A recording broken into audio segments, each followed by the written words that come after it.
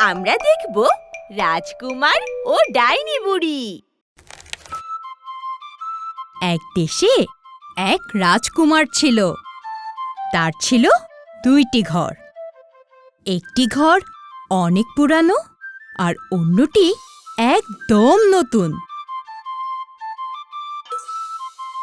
একদিন রাজকুমার নতুন ঘরটায় গিয়ে দেখে সব কিছু এলোমেলো। সে অবাক হয়ে যায় আর ভাবে, আরে, ঘরের সবকিছু এমন এলোমেলো হয়ে আছে কেন? ঘটনাটা কি? কি হয়েছে কিছুই তো বুঝতে পারছি না। কি হয়েছে এমন চিন্তা করতে করতে ঘরটা দেখে রাজকুমারের কান্না চলে এলো।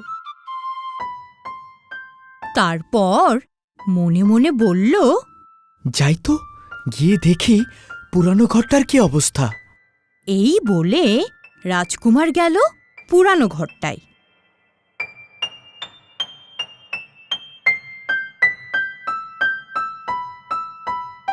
সেখানে গিয়েও রাজকুমার দেখল সব এলোমেলো। রাজকুমার আরো বেশি চিন্তায় পড়ে গেল। রাজকুমার ভাবতে লাগলো, কি করা যায়? কিছুই তার মাথায় আসছে না। হঠাৎ তার বিজ্ঞানীর কথা মনে পড়ল। মনে মনে ভাবল, হ্যাঁ, মনে হয় বিজ্ঞানী সমস্যাটা ধরতে পারবে। নিশ্চয়ই ওর কাছে এটার একটা সমাধান পেতে পারি। যাই, আমাকে এখনই বিজ্ঞানীর কাছে যেতে হবে। তাই রাজকুমার আর দেরি না করে চলে গেল বিজ্ঞানীর কাছে।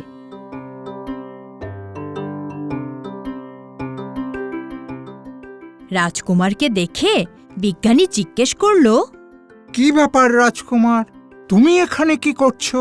রাজকুমার কাঁদতে কাঁদতে বলল, বিজ্ঞানী, আমি যেই ঘরেই যাচ্ছি সেখানেই গিয়ে দেখছি সবকিছু এলোমেলো।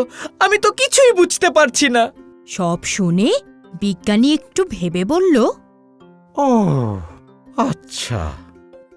তখন রাজকুমার জিজ্ঞেস করল, বিজ্ঞানী, তুমি কি এই সমস্যার সমাধান করতে পারবে? বিজ্ঞানী বলল, সমস্যার সমাধান? না বাপু, ও আমায় দিয়ে সম্ভব নয়। বরং আমি তোমাকে একটা চশমা দিই।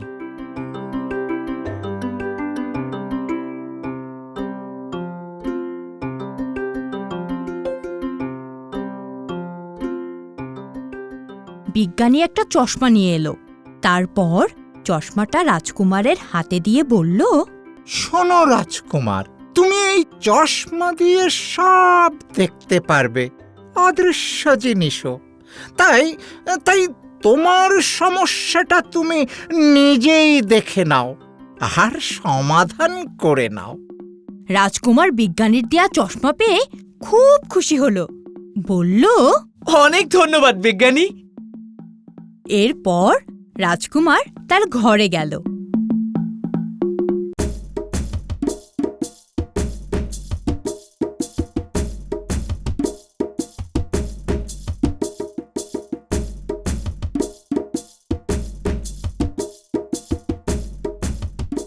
ঘরে গিয়ে সে চশমাটা চোখে দিল। অমনি সে দেখল এক ডাইনি বুড়ি তার ঘরের সব জিনিসপত্র এলোমেলো করে দিচ্ছে, মজা করে নাচছে আর গান গাইছে। আমি এক ডাইনি বুড়ি, রাজার ঘরে থাকি আমি। রাজা থাকে পথে পথে, কান্না কাটে আর কষ্টতে। ঘরটা যে তার ভরা নোংরাতে। আমি ডাইনি বুড়ি, তুড়ি রাজার ঘরে বসত করি। বুড়ি রাজকুমারের ঘর নোংরা করে আনন্দে গান গাইছে। রাজকুমারের খুব রাগ হলো। সে ডাইনি বুড়িকে একটা শিক্ষা দিবে।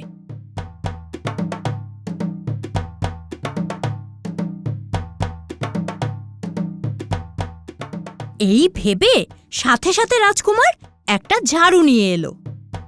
ঝাড়ুটা ছিল জাদুর। ঝাড়ুটাকে ডাইনির কাছে আনতেই ঝাড়ু আপনা আপনি ডাইনিকে মারতে শুরু করলো। মার খেয়ে ডাইনি বুড়ি কাঁদতে লাগলো। ওরে বাবারে, মরে গেলাম রে, আর মেরো না, জাদু ছাড়ো, আর মেরো না, ওরে বাবারে, পালাই পালাই পালাই। অনেক মার খেয়ে ডাইনি বুড়িটা কান ধরে পালিয়ে গেল রাজকুমারের ঘর থেকে। আর এভাবেই রাজকুমার ডাইনির হাত থেকে তার ঘরটাকে উদ্ধার করল।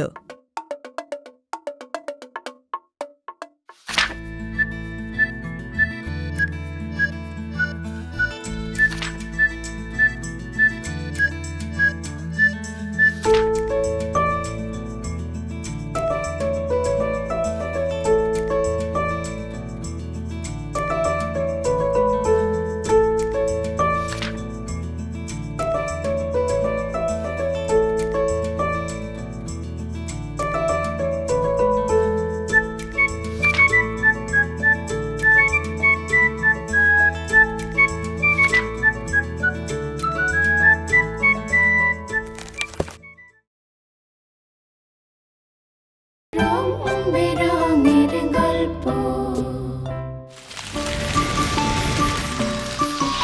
দুরন্ত। ফেসবুকে ফলো করো এবং ইউটিউবে সাবস্ক্রাইব করো দুরন্ত টিভি।